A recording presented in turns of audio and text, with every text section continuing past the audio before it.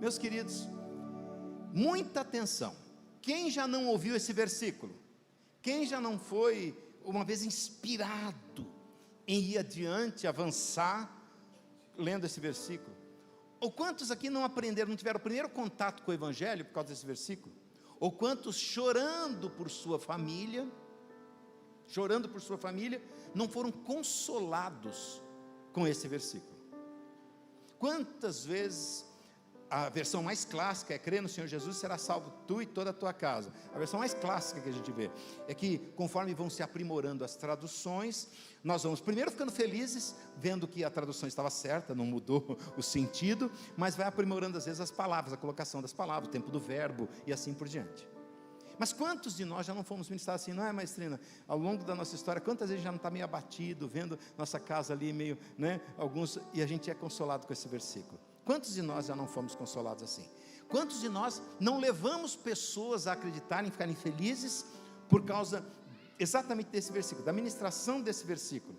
Quantos de nós já não fomos inspirados pelos acontecimentos que antecederam? Todo mundo sabe que esses acontecimentos aqui, na realidade, a narrativa deles começa no capítulo 15, no final do capítulo 15, quando o apóstolo Paulo e Silas, eles pensam em se dirigir para todos, eles pensam em se dirigir para um determinado local. A Bíblia diz que o Espírito Santo muda completamente, ele vê em sonho um homem chamando e pedindo ajuda para que eles venham para outro local, para outra região, para pregar o Evangelho.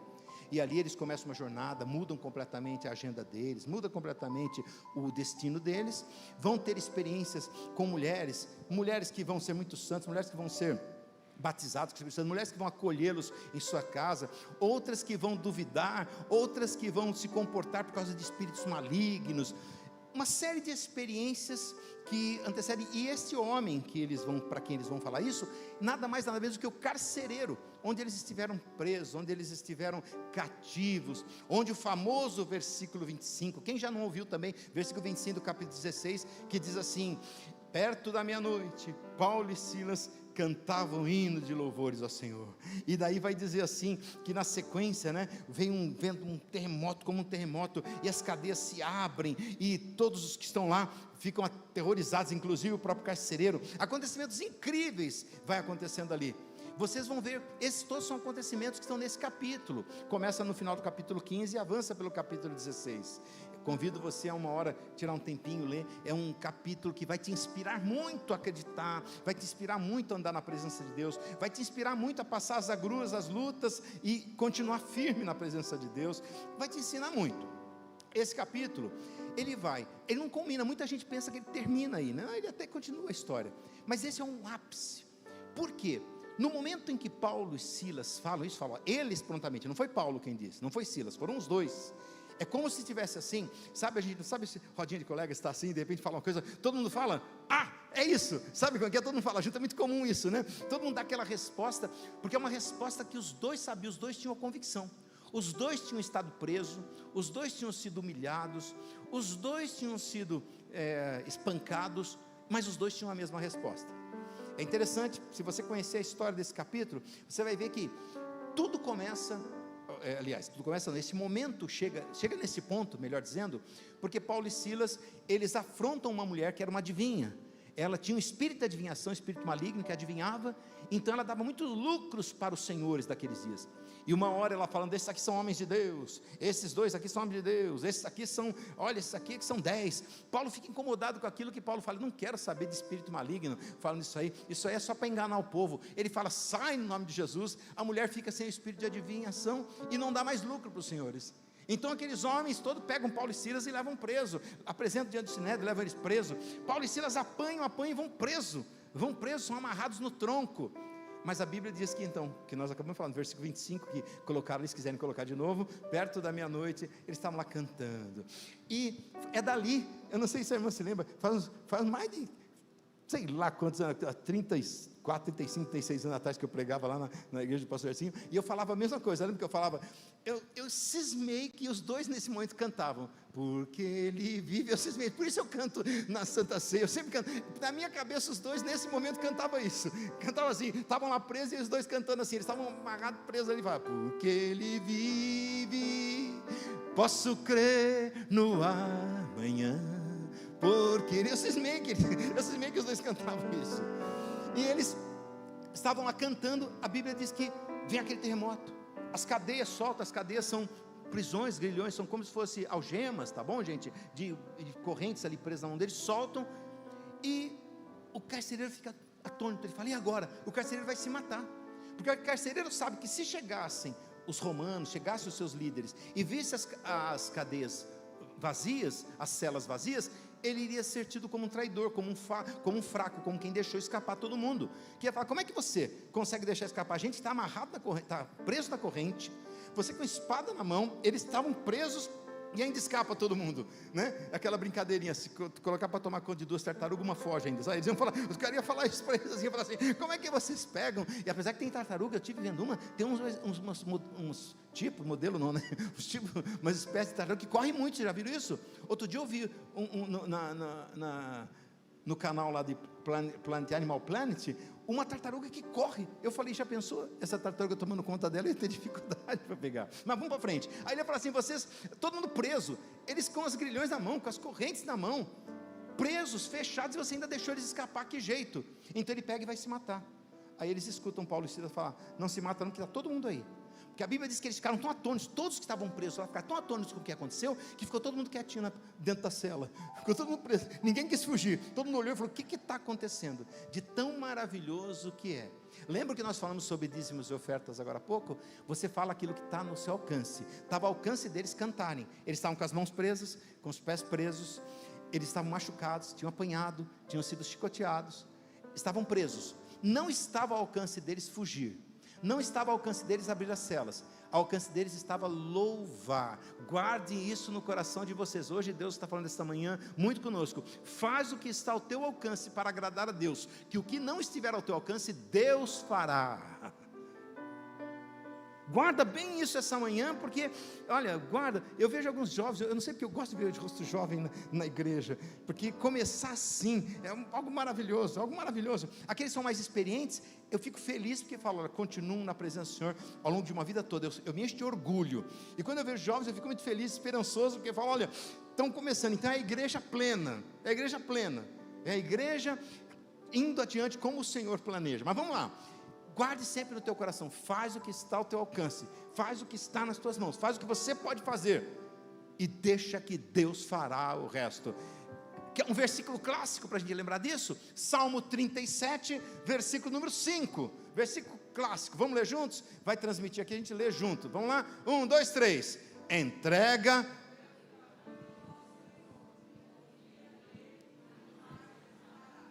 Versículo clássico. Você faz o que está ao teu alcance. Então o que Paulo e Silas tinham ao alcance deles? Louvar o Senhor. Eles louvam e Deus faz o que eles não podiam fazer. Abre as celas, fica todo mundo tremendo, fica todo mundo lá.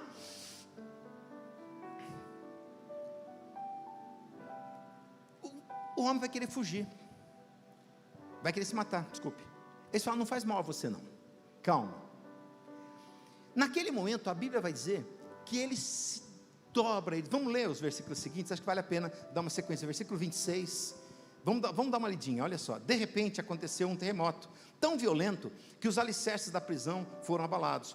No mesmo momento, todas as portas se abriram e as correntes que o prendiam a todos se soltaram. Acabamos de ver isso. O carcereiro despertou do sono e, vendo abertas as portas dos cárceres, desembainhou sua espada a fim de se matar, pois concluía que os presos todos houvessem escapado. Acabei de explicar tudo isso para vocês aqui, mas vamos continuar. No entanto, Paulo gritou. Paulo gritou. Entenda bem, gritou. O que é gritar, gente? Não te faça isso! Isso é gritar. Parece uma cena, não parece? Parece um teatro, mas está escrito: Paulo gritou. É o mesmo que ele vê um grande erro e fala: não faz isso não. Isso por quê? Pela emergência da coisa. A gente percebe, ele tirou, ele já ia se matar mesmo. Você sabe que uma pessoa, para cometer um ato desse, tem que ser rápido, né? Senão, se ela pensar um pouco, ela não faz mais. Então tem que ser rápido. Quando tirou para se matar, Paulo diz: não te faça isso. E ele diz o porquê: que estamos todos aqui. Pode continuar. Então o carcereiro pediu luz, correu para dentro e, trêmulo, atirou-se aos pés de Paulo e Silas. Olha onde nós vamos chegar já, ao versículo 31, daqui um pouquinho. Nós vamos chegar já. Mas olha que coisa interessante. Guarda bem isto, por favor. Por favor. Quer salvar você e sua casa? Guarda isso. Faz tudo de bom que estiver ao teu alcance. Consegue aconselhar alguém? Se tem alguém do teu lado, você não tem, procura, assim. Aconselha a pessoa, fala assim: faz tudo de bom que estiver ao teu alcance. E abre as comportas dos céus, para que Deus faça tudo que não está ao teu alcance. Essa manhã, Deus está falando comigo desde o momento de oferta. Deus está falando comigo sobre isso. Está falando comigo sobre isso. Ele pega, nós vamos ver já que toda a casa, vai ter uma promessa para toda a família, mas ele se atira aos pés dele, e em seguida, conduzindo-os para fora, rogou-lhes: senhores, olha só, olha que coisa interessante, ler a Bíblia de uma maneira diferente, né? A gente pode ler assim, quer ver? Olha, sem colocar ali, eu vou ler aqui, eu estou lendo, estou aqui lendo, então eu cheguei nesse versículo, eu estava no versículo 29, né? 29 e 30, pode continuar em 30. No entanto, Paulo gritou: não te faças isso, eis que estamos todos aqui. Então o carcereiro pediu luz, correu para dentro e trêmulo, atirou-se aos pés de Paulo e Silas. Olha só a leitura que eu estou fazendo. Agora, preste atenção na leitura, senhores, senhoras, meus irmãos, amigos, muita atenção, presta bastante atenção nisso. Quer ver? Volta o versículo 29, 28, desculpe.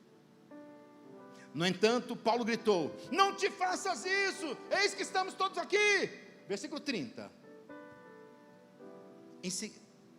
Em seguida, conduzindo-os para fora, rogou-lhes. Presta atenção na leitura. Rogou-lhes: senhores, o que preciso fazer para ser salvo? Lá Paulo gritou, aqui ele rogou-lhes. Às vezes a gente não faz a leitura e por isso a gente não entende a dimensão dela. Às vezes a gente não entende o tamanho dela. Por isso eu dou um valor, mas um valor enorme, para a gente se esforçar um pouquinho, entender bem a nossa língua, sabe? Por mais simples que a gente seja, tentar entender, a gente tentar compreender um pouco as regras, sabe? Gramaticais, entender um pouquinho, a gente lutar para entender, porque isso faz uma diferença enorme. Olha só, afirmaram. Não, ainda estão lá, estão no versículo 30, ainda estou lá rogando ainda. Vamos lá. Aí eles vão rogar para ele. Falar assim: senhores, o que eu preciso fazer para ser salvo? Veja a diferença. Era um carcereiro cheio de autoridade, com Paulo e Silas presos, todo mundo preso, e ele tinha uma espada. Você vê que quando acontece, a Bíblia diz que ele desembanha a espada, ou seja, ele desembanha a espada para se matar. Então ele era um homem armado, para tomar conta de um monte de gente, acorrentado e preso dentro de uma cela. Era um homem cheio de autoridade, estava ali, ele era o senhor, dono da situação. Ele era dono da situação. E dificilmente seria um homem fraco para tomar conta de outros homens. Assim, geralmente eles escolhiam pessoas fortes, não é nem por causa do tamanho, mas forte. Geralmente eles fariam isso, escolheriam. Então não era uma pessoa, era uma pessoa que olhava e provavelmente impunha respeito, uma pessoa forte, com a espada embanhada, e ainda com todo mundo acorrentado, e todo mundo preso dentro de uma cela, cheio de autoridade. De repente, aquele homem cheio de autoridade, tendo Paulo e Silas feito o que estava ao alcance deles, em favor de Deus, recebe o que Deus podia fazer, que não estava ao alcance deles, e aquele homem cheio de autoridade, de repente muda tudo. De repente quem está gritando, não era o carcereiro gritando: ficam quietos aí, já está na hora de dormir, ninguém fica chorando aí, senão eu vou bater, senão eu vou dar mais 2 chicotadas. Não era mais o carcereiro gritando, agora era Paulo gritando: não faça isso! E aquele homem cheio de autoridade agora tinha invertido tudo, e estava dizendo: o que eu posso fazer? O que eu preciso fazer para ser salvo? Esse é o efeito que a presença de Deus precisa causar na tua casa. Esse é o efeito.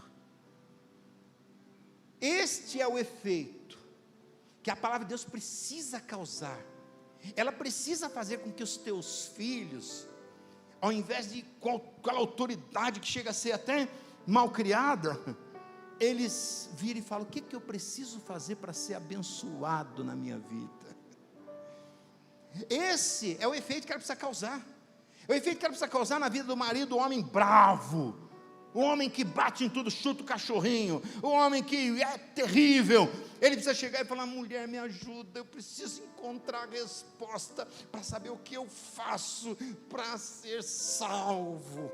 Esse é o efeito que a palavra, que o agir de Deus precisa causar na mulher, que é brava, a mulher que, se o marido bobear, ela queima o arroz e deixa a carne dura e fala: come aí se quiser. É aquela mulher brava, e aí ela precisa olhar e falar assim: marido, filho, me ajudem, o que eu faço para ser salvo? É esse o efeito que essa palavra precisa causar, esse efeito que precisa ser causado. Porque quando nós vamos ler só o versículo 31, o que vai acontecer? Só o versículo 31 dá uma impressão que a gente levanta a mão para Jesus e fala: eu aceito Jesus. Aí você já chega em casa e vai olhar para ver se está tudo direitinho. Você aceita Jesus na igreja, a primeira coisa que você faz é chegar em casa para ver se o cachorro não fez xixi onde não devia, para ver se o gatinho não arranhou, não estragou o papel seu. Fala: puxa, eu pensei que todo mundo aqui em casa está diferente, que o gatinho está sentado quietinho, eu pensei que até o cachorro ia aprender a fazer na areinha igual o gatinho.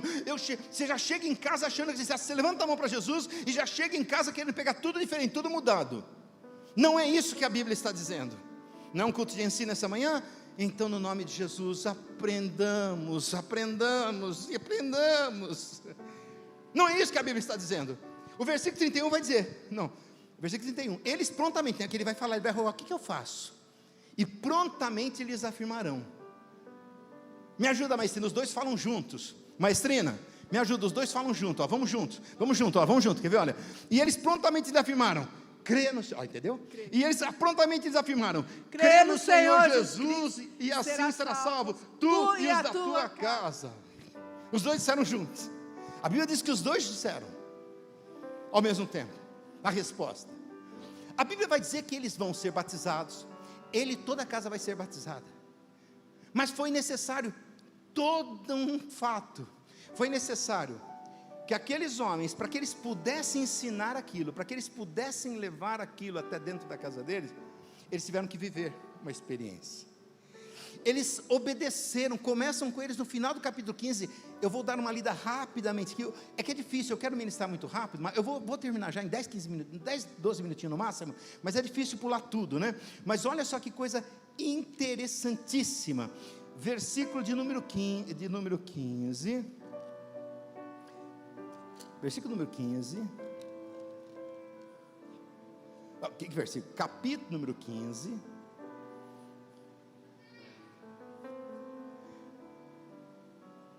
Quer ver? Olha. Versículo 38, capítulo 15. Paulo, entretanto, não conseguia ver razão para eles consigo aquele que desde Panfia havia decidido se afastar deles e não os acompanhar até o fim da missão. Por esse motivo, tiveram um desentendimento tão exacerbado que decidiram se separar. Barnabé partiu, levando consigo Marcos e navegando para Chipre. Paulo, no entanto, preferiu a companhia de Silas, partiu entregue aos cuidados do Senhor pelos irmãos, e assim passou pela Síria, Sicília, encorajando as igrejas. Começa tudo com Paulo tendo um desentendimento com um mentor dele, chamado Barnabé.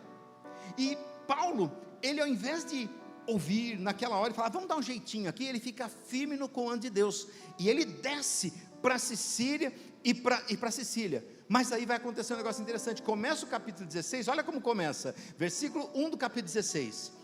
Paulo chegou também a Derbe e Listra, e vivia ali um discípulo chamado Timóteo, filho de uma judia, e ele começa a contar uma história. Ele vai ter uma experiência, ele vai conhecer um rapaz que era filho de uma judia, filho de um homem que não era judeu. Ele vai falar sobre o prepúcio, sobre circuncisão, vai falar sobre a circuncisão, e vai avançando, e a Bíblia vai dizendo que, versículo 6, continua a história, versículo 6 do capítulo 16, e viajando por toda a região da Frígia e da Galácia, Paulo e seus companheiros de ministério foram impedidos pelo Espírito Santo de pregar a palavra na província da Ásia. Presta atenção em tudo que eu estou te dizendo. Há uma história toda, eu poderia voltar desde o começo da conversão de Paulo, mas há toda uma história, para que eles chegassem ali. Paulo teve um desentendimento, ficou firme, contrário ao que Barnabé pensava, ficou firme no comando de Deus, e depois na jornada, ele recebe um comando diferente, mas fala: mas é Deus, o Espírito Santo, e ele muda a jornada dele, e ele muda o caminho dele, ele avança, e aí eu poderia ler toda a história, e vocês vão vendo tudo que ele vai vivendo, até que ele vai ter a experiência de ser encarcerado. E encarcerado, ele canta um hino de louvor e começa a acontecer isso. E só então, ele vai dizer com autoridade: crê no Senhor Jesus e será salvo tu e tua casa. Aprendamos esta manhã. Por que nós nos sentimos às vezes tão frustrados? Eu tenho falado muito sobre isso. Alguma coisa, guarda isso, porque alguma coisa o Espírito Santo está dizendo para nós. Eu disse isso domingo passado também. Muitas casas frustradas, porque usa o nome de Jesus. Domingo à noite eu falei sobre isso. Usa o nome de Jesus, que é o Jesus que o outro lá pregava. Os filhos de Cefas não conseguiam ver os milagres, porque pregavam sobre o Jesus que Paulo pregava, o Jesus lá do outro lado. Alguns de nós queremos dizer: vai ser salvo toda a tua casa, mas acha que é só fazer assim, levanta o braço para Jesus, pronto, sou um crente agora, coloca a Bíblia embaixo do braço e acabou. Paulo e Silas vão ensinar isso para ele, mas vai fazer o carcereiro passar por um momento interessantíssimo, porque o carcereiro pega aqueles que estavam presos, leva-os, vai ser batizados por aqueles que estavam presos, e quem estava preso era bandido, era essa a concepção: quem está preso era bandido.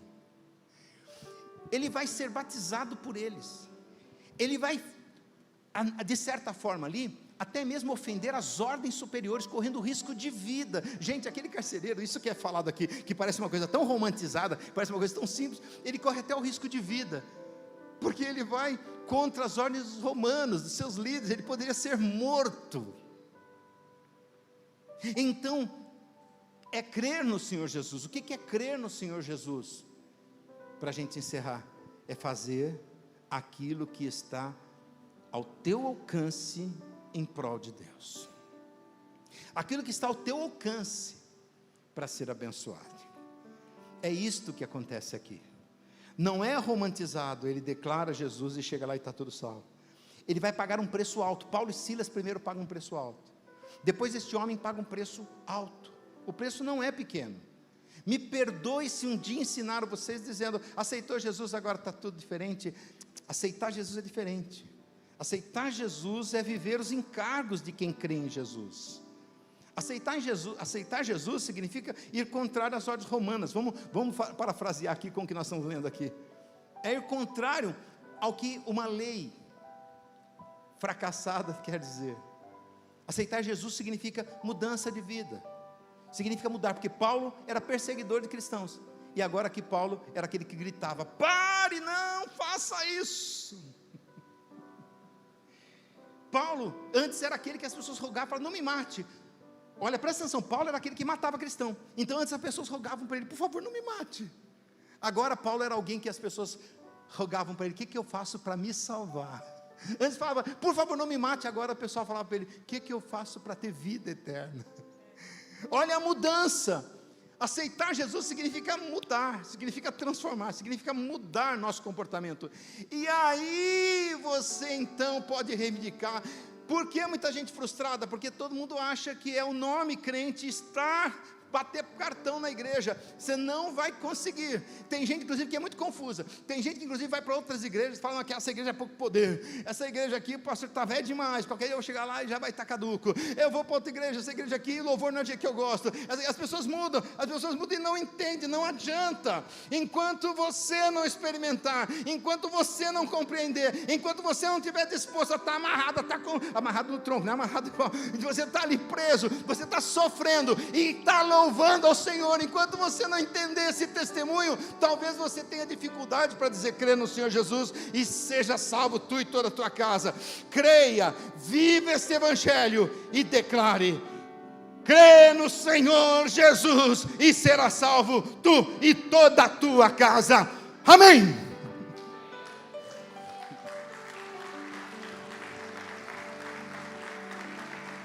Glória a Deus. Então, eu quero fazer uma oração. A oração que eu vou fazer, ela vai ser no seguinte sentido: que você tenha força para, primeiro lugar, crer no Senhor Jesus. Segundo lugar, que você tenha força para suportar o que é crer no Senhor Jesus. E aí, terceiro lugar, para que você e tua casa experimente a salvação que é em Cristo Jesus. Vocês topam receber essa oração? Essa eu faço. Pai querido, no nome de Jesus, eu quero te agradecer esta manhã mais uma vez. As minhas orações, mesmo que eu tenha agradecido uma vez, 2 vezes, 3 vezes, eu não consigo iniciar uma oração sem te agradecer, porque só o fato de eu estar orando significa que eu estou falando, que eu estou pensando, significa que eu estou com vida, significa que eu estou junto com alguém, que eu tenho por quem orar. Então, muito obrigado, meu Pai, muito obrigado mesmo. Obrigado por esta igreja que está ouvindo esta manhã esta palavra.